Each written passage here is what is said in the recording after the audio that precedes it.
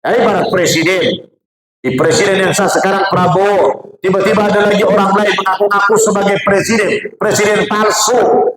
Kira-kira apa reaksi daripada presiden yang asli? Memerangi tidak? Membenci tidak? Murka. Maka presiden tandingan ini akan pasti diperangi oleh presiden yang asli, betul? Karena itu akan merusak semuanya. Yang mengatur, nggak boleh banyak-banyak, cukup satu yang mengatur, betul nggak? Nah begitulah analoginya. Maka Allah tidak sudi memaafkan orang yang berlaku syirik kepada Allah Subhanahu wa Ta'ala. Jelas Bapak Ibu? Jelas Bapak Ibu? Ayat mana batasannya boleh? Kalau tahun baru itu masih oke-oke lah, belum terlalu berdampak kepada akidah tadi. Tapi kalau sudah mengucapkan selamat Natal tadi, itu fatal terhadap akidah Islamiyah kita. Bapak Ibu yang saya muliakan, ini sudah jam 6 kurang 7 menit. Saya berikan waktu aja kepada Bapak Ibu mungkin untuk tanya jawab. Ya, saya sudah antarkan dulu sedikit. Tadi mau menyampaikan materi ini tapi waktunya tidak cukup. Saya persilakan Bapak Ibu memberikan pertanyaan. Ya, silakan. Silakan. Ya, Bapak silakan.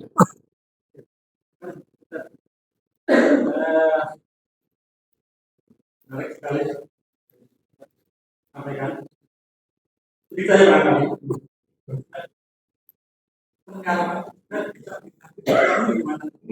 Iya Pak. Iya. Jelaskan apa tadi sudah dikatakan. Pikir apakah yang membuat Iya, itu aja Pak. Itu aja pertanyaan. Silakan Pak, silakan Pak. Yang kedua kita tidak agama tadi. Tadi sudah membanggakan bahwa banyak di negara lain tubuhnya Islam. Iya. Tapi di Indonesia sendiri lautnya Iya. Iya.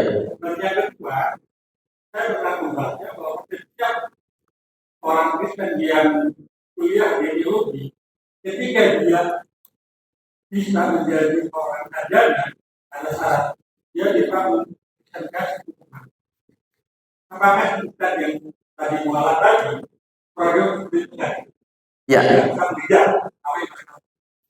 Baik. Ya, jazakallahu khair. Beliau bertanya tentang pengalaman pribadi. Apa yang mendorong saya pindah agama? Ya, saya pindah agama itu yang pasti bukan karena mau nikah. Tidak karena mimpi. Bukan pula karena iming-iming materi. Enggak, orang Islam dulu pelit-pelit. Dulu. Lalu apa? Saya dulu banyak membaca buku-buku perbandingan agama.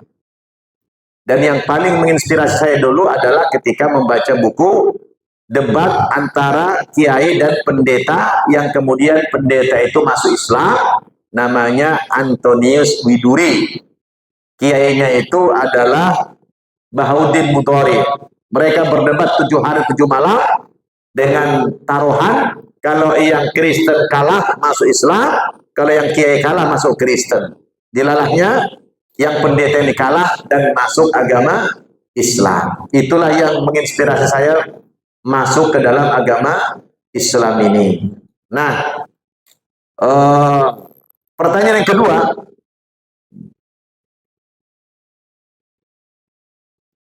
apa tadi? Iya, tadi Cianjur ya. Iya. Memang yang aneh itu, kita ini muslim mayoritas, tapi lebih sering menjadi korban. Korban pewartaan agama lain. Dan tidak sedikit warga kita yang kemudian murtad. Sementara di sisi lain, negara-negara yang berpenduduk mayoritas Kristen, rakyatnya banyak yang masuk Islam. Nah ini kenapa? Itu tadi ayatnya. Orang kalau sudah besar jumlahnya, bangga dengan jumlah saya, mengabaikan kualitas. Nah, baik itu menimpa orang Islam maupun menimpa orang non-Muslim. Dalam hal ini, Kalau di luar yang kita minoritas, kita lebih unggul. Di sini kita mereka yang unggul, betul nggak? Orang suka tanya saya, Ustaz, mana lebih banyak orang yang murtad daripada masuk Islam di dunia ini? Saya jawab, tentu banyakkan orang yang masuk Islam. Nah, gitu kan? Lebih banyak orang yang masuk Islam. Orang yang murtad itu banyak juga. Cuma mereka didukung oleh dana yang besar, lalu di blow up. Oh, ini menjadi tokoh, menjadi pendeta, dan ngaku-ngaku dulunya ustaz. Saya kan debat dulu, 3 lawan 3, ngakunya ustaz, suruh baca Quran, tidak bisa. Saya bilang, bagaimana ente mengaku mantan ustaz? Baca Quran aja tidak bisa. Menurut agama saya, standar minimal, ini minimal nih, standar paling minimal, seorang itu dikatakan ustaz apa? Bisa baca Al-Quran. Bagaimana dia mengklaim sebagai ustaz tidak bisa baca Al-Quran? Aneh nggak? Nah, jadi kalau beliau tanya tadi, benar nggak di sekolah teologi itu ada target, begitu sarjana dia wajib mengkristenkan 10 orang? Wallahu a'lam bishawab. Ya, saya tidak tahu bagaimana berita sekarang. Kalau itu benar, sungguh luar biasa. Kita kuliah di UIN, gak pernah dosen mungkin target. Kau tamat sini sarjana UIN, kau wajib mengislamkan 10 orang Kristen. Gak ada pula itu. Nah, karena kalimat wajib ini, definisinya apa? Kalau dikerjakan berpahala, ditinggalkan berdosa. Jadi kita tidak berani mengatakan, oh wajib. Nah, tapi perintah berdakwah itu adalah wajib yang bentuknya kifayah, umum. Wal takum minkum ummatun yad'una ilal khair wa ya'muruna bil ma'ruf wa yanhauna 'anil munkar wa yu'minuna billah. Wa ulaika humul muflihun. Hendaklah ada segolongan, tidak semuanya. Hendaklah ada segolongan umat di antara kamu yang menjadi pendakwah. Ada pendakwah profesional nih. Tapi setiap kamu wajib juga menjadi pendakwah. Tapi tidak perlu jadi pendakwah yang profesional, dakwah yang amatiran. Bagaimana dakwah amatiran? Balighu anni walau ayatan. Sampaikanlah dari aku walaupun hanya satu ayat. Ini namanya dai amatiran. Nah, itu juga harus menyampaikan dakwah kita semampu kita, betul nggak? Nah, jadi Bapak Ibu, itu aturan mereka, nggak tahu saya sekarang ini, karena saya udah 30 tahun lebih dalam Islam, tidak terlalu mau mengikuti lagi program-program mereka, tapi yang namanya kegiatan misi pasti, karena sudah ada tertulis dalam kitab suci mereka. Ya, begitu Pak. Jazakumullah ya. Ada lagi? Ya, silakan. Satu lagi nanti Ibu boleh terakhir. Ya, silakan Pak.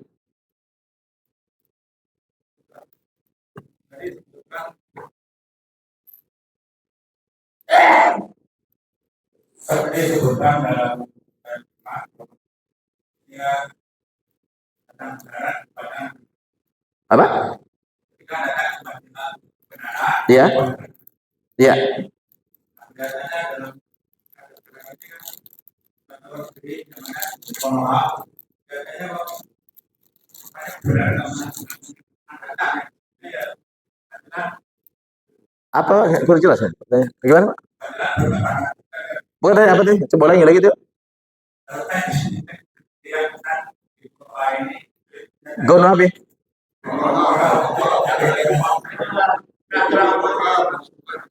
Hah? Apa itu? Saya baru dengar saya apa itu? Goloha.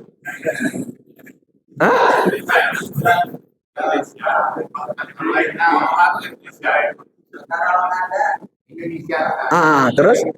Saya baru dengar saya itu. Asing bagi saya itu. Terus.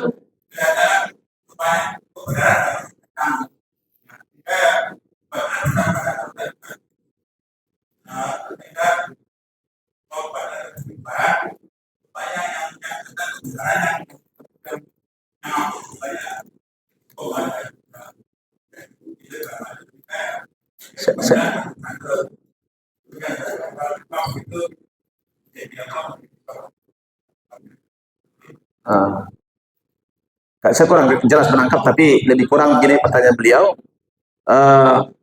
Katanya kalau datang kebenaran itu kehancuran pasti hancur.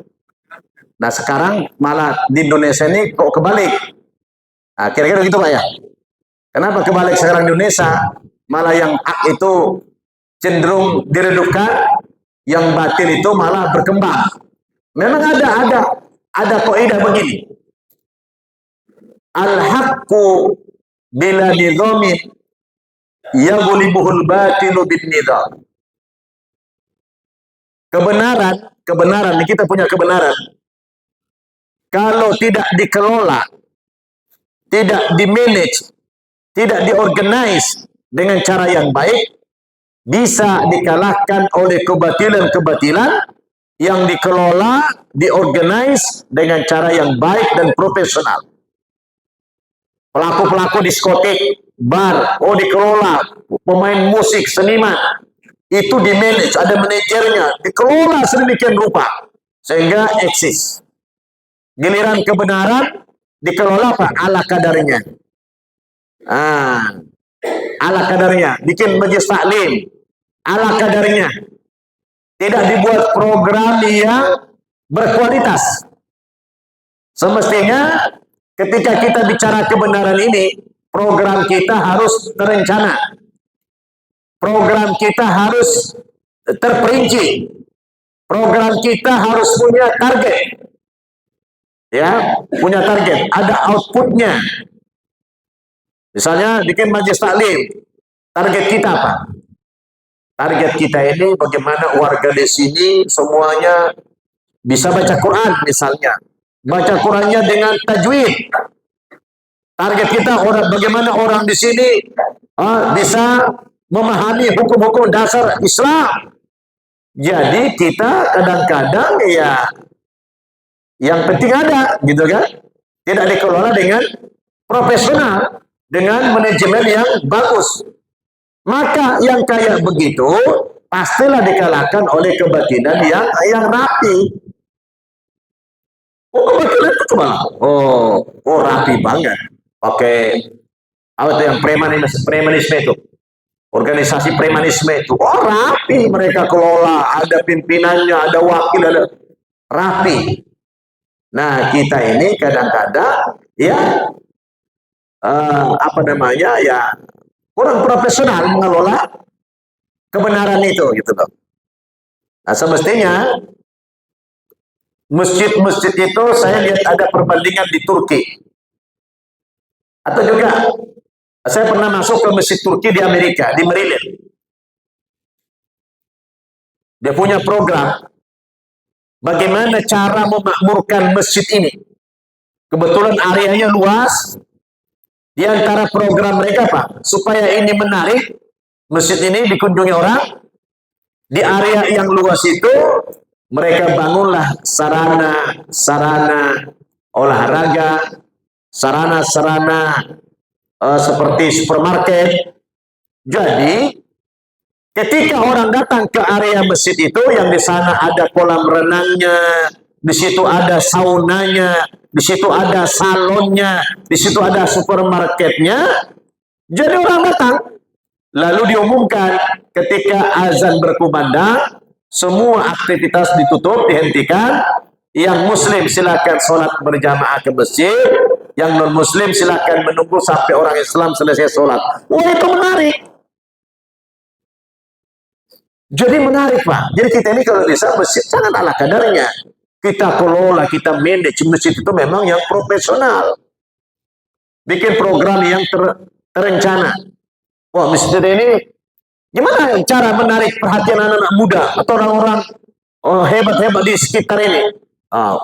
Bikin kegiatan-kegiatan yang menarik, yang bikin orang happy, yang wah. Dan itu terprogram, bukan insidental. Bisa kita lakukan itu, ya. Jadi kita pelajari apa kajian-kajian yang membuat masyarakat itu gemar datang. Di antaranya apa?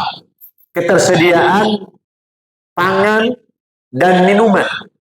Ketika mereka datang ke sini, ada di sana sudah ada kopi, Sudah ada gula, ada susu disiapkan di situ dispenser.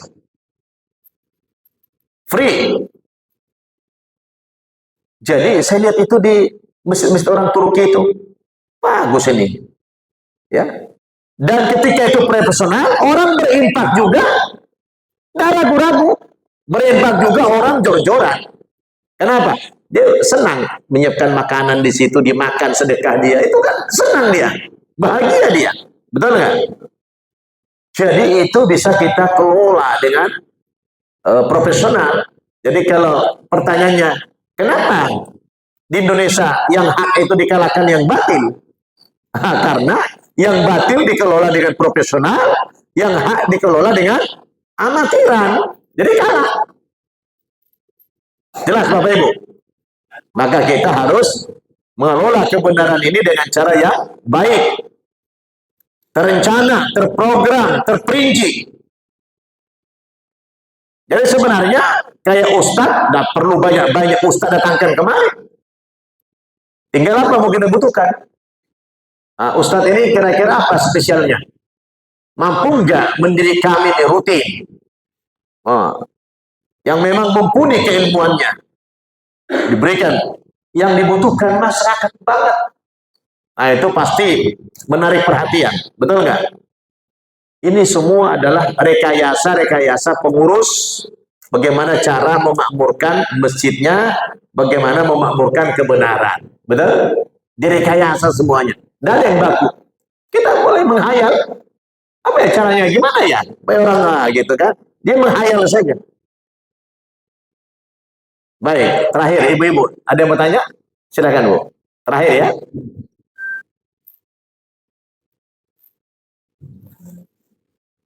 Waalaikumsalam Bu.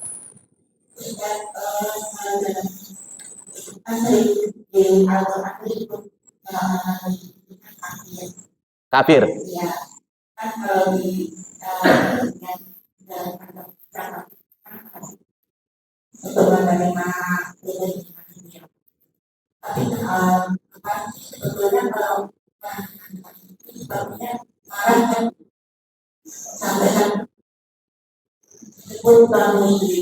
Iya. Silakan Bu.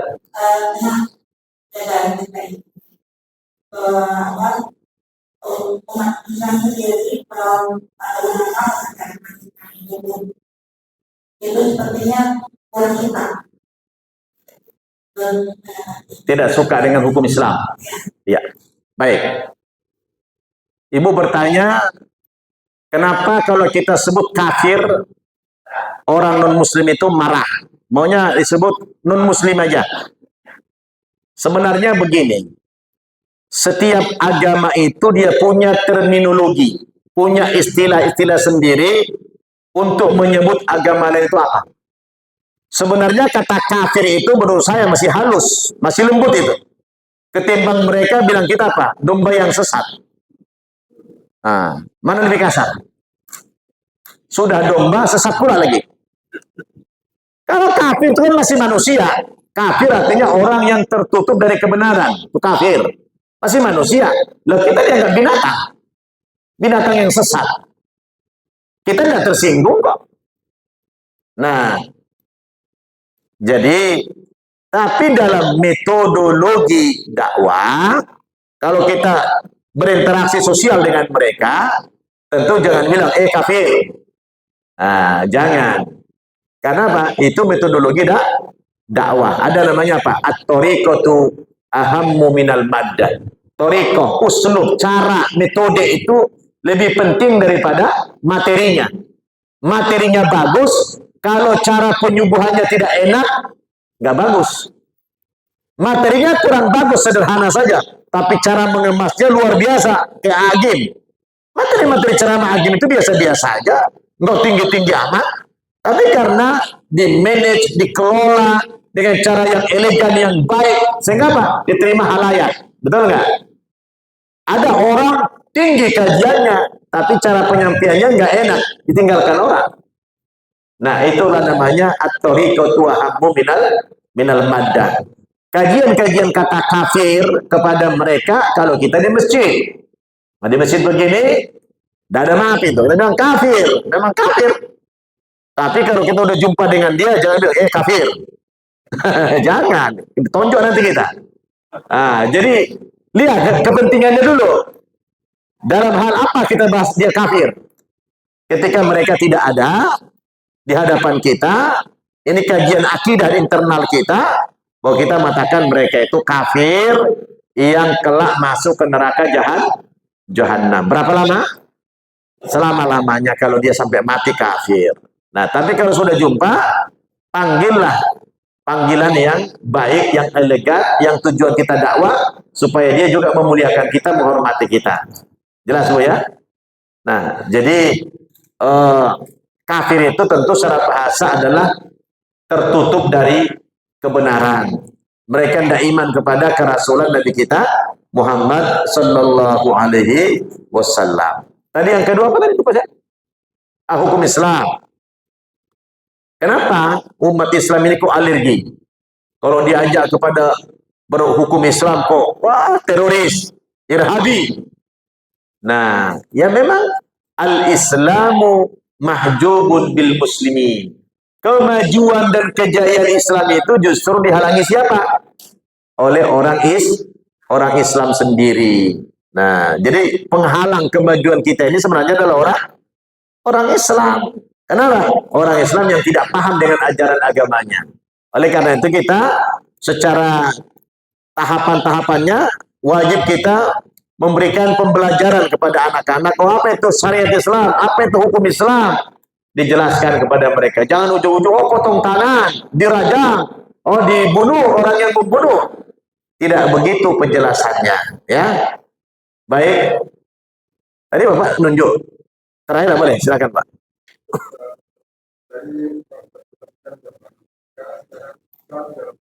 Iya. Sekarang sudah 34 negara melegalkan perkawinan. Untuk ini bagaimana?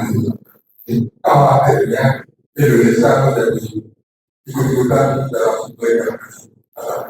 Iya. Presiden Donald Trump ini, Amerika yang baru terpilih, kalau yang kemarin siapa? Itu orang Pariaman itu. Orang Pariaman Pak. Joe Biden, Ajo. Ya, Ong Kito Galo itu. Ong Pariaman tuh ya. Nah, kalau ini Donald Trump, bukan Donald Bebe ya. Nah, Donald Trump ini termasuk presiden yang paling benci dengan pernikahan sejenis.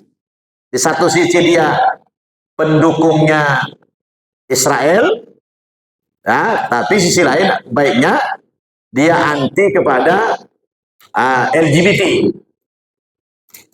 Nah, dia anti kepada LGBT. Makanya kemarin dia didukung oleh orang Islam. Nah, faktor yang membuat orang Islam mendukung Donald Trump itu adalah karena dia menolak yang namanya nikah sejenis, menolak yang namanya LGBT. Nah, apakah nanti tidak berdampak kepada Indonesia? Ya, saya pikir bunuh diri. Kalau ada orang di Indonesia ini, apakah pemimpin ataukah ulama yang membolehkan LGBT itu sama dengan dia bunuh diri sendiri. Dan mungkin itu akan dilegalkan di Indonesia ini. Kenapa? Selemah-lemahnya iman kita orang Indonesia, kita ini mayoritas Muslim. Ada mungkin, gitu kan? Nah, ada pun yang Bapak bilang tadi, sampai 30 negara sekarang melegalkan nikah sejenis itu, ya urusan mereka lah itu. Namanya negara kafir. Adakah negara Islam di antara 30 itu? Nggak ada kayaknya ya. Apa Timur Tengah itu pasti nggak ada lah. Ya itulah ya. Karena mereka bodoh, mereka tidak punya iman, ya melegalkan aja namanya pernikahan sejenis.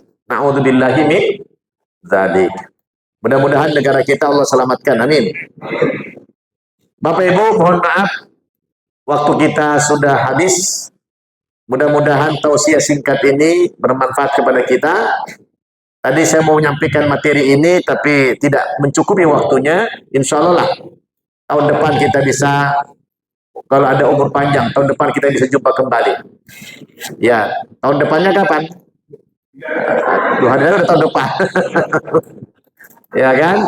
Nah, selamat mengikuti terus kegiatan-kegiatan kajian kita di sini. Semoga ilmu kita semakin bertambah, wawasan kita semakin luas, dan takwa kita semakin meningkat kepada Allah Subhanahu wa taala. Mohon maaf kalau ada kekurangan, kita akhiri dengan doa.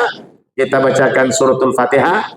Semoga suratul Fatihah ini menjadi wasilah doa kita dijawab oleh Allah Subhanahu wa taala. Amin ya rabbal alamin. Al-Fatihah. A'udzubillahi minasyaitonir rajim. Bismillah. Alhamdulillahi rabbil alamin arrahmanir rahim. Iyyaka na'budu wa iyyaka nasta'in. Ihdinas siratal mustaqim. Shiratal ladzina an'amta 'alaihim ghairil maghdubi 'alaihim waladdallin. Astaghfirullahal azim. Astaghfirullahal azim. Astaghfirullahal azim. A'udzu billahi minasyaitonir rajim. Bismillahirrahmanirrahim. Alhamdulillahi rabbil alamin. Wassalatu wassalamu ala asyrafil mursalin Sayyidina Muhammad wa ala alihi wa sahbihi ajma'in. Amin ya rabbal alamin. Allahumma arinal haqqa haqqa warzuqna ittiba'ah wa arinal batila batila warzuqna ijtinabah. Allahumma ya Allah, perlihatkanlah kepada kami bahwa kebenaran itu merupakan kebenaran. Berikan kekuatan kepada kami untuk mengikuti dan mendukung kebenaran itu. Dan tunjukkanlah kepada kami bahwa kebatilan merupakan kebatilan. Berikan kemampuan kepada kami untuk meninggalkan dan memerangi kebatilan itu ya Rabbal Alamin. Allahumma aslih lana dinana alladhi huwa qismatu amrina wa aslih lana dunyana allati fiha ma'asuna wa aslih lana akhiratana allati ilaiha ma'aduna waj'alil hayata ziyadatan lana fi kulli khair waj'alil mauta rohatan lana min kulli syarr. Allahumma ya Allah, perbaikilah agama kami, karena agama itu yang menjadi pedoman hidup kami. Perbaikilah dunia kami, karena dunia itu yang menjadi tempat kehidupan kami. Dan perbaikilah akhirat kami, karena akhirat itu yang menjadi tempat kembali kami selama-lamanya ya Rabbal Alamin. Allahumma ghafir lana wa liwalidina warhamhum kama rabbaguna sigara ولجميع المسلمين والمسلمات والمؤمنين والمؤمنات برحمتك يا أرحم الراحمين. ربنا اغفر لنا ولإخواننا الذين سبقونا بالإيمان ولا تجعل في قلوبنا غلا للذين آمنوا ربنا إنك رؤوف رحيم. ربنا آتنا في الدنيا حسنة وفي الآخرة حسنة وقنا عذاب النار. وصلى الله على سيدنا محمد وعلى آله وصحبه وسلم. Walhamdulillahi rabbil alamin. Demikian Bapak Ibu, terima kasih dan mohon maaf. Sampai jumpa kita di lain kesempatan. Wassalamualaikum warahmatullahi wabarakatuh.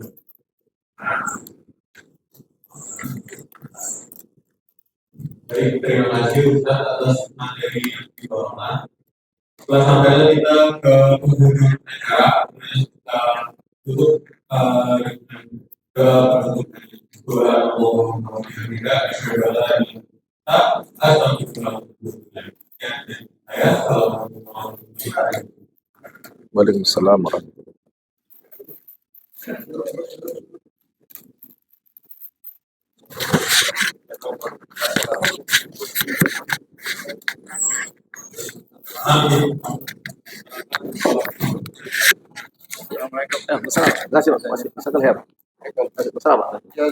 Waalaikumsalam. Jazakallah. Kasih. Tolong cabutkan dulu.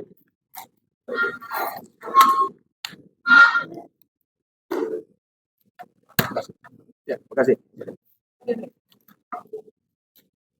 Ya, foto ya. Kamu sini bertiga. Ini bertiga. Bisa saya foto ya? Oh, boleh.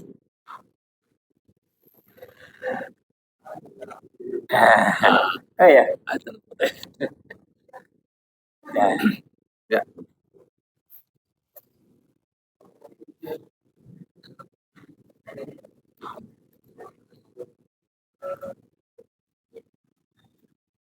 Jazakallah. Kemarin masa saya ikut di Ustaz Arifin. Oh iya. Yang mengarjakan. Oh, iya. Oh, Masya Masya Allah. Allah. Pak Erwin. Iya. Pak siapa namanya? Pak Basit. Oh, Basit. Ustaz Syukron ya. Betul, iya, Masya Allah. Kan belum saya. Oh iya, Bapak tinggal sini? Ini sudah sana saya lain lagi bloknya. Oh gitu. Lain blok aja. Masjid apa namanya? Hidayah. Bapak kerja sama mereka juga? Enggak, grup main. Oh, grup ya? Grup main aja. Oh gitu ya, Masya Allah. Udah lama ikut mereka? 2 tahunan. Oh, ya setiap saya ceramah ada Bapak situ? Nggak ada. Karena saya dekat sama Pak. Kalau olahraganya Pak, ya main di balik. Berolahraga juga. Masya Dulu Allah. saya main badminton. Iya, di mana aja? Senayan dulu. Tapi sekarang jalan. Saya udah operasi. Jalan. Juga Subhanallah. nggak main badminton. Saya berolahraga kan. Gitu ya. Subhanallah. Subhanallah. Ya, jalan.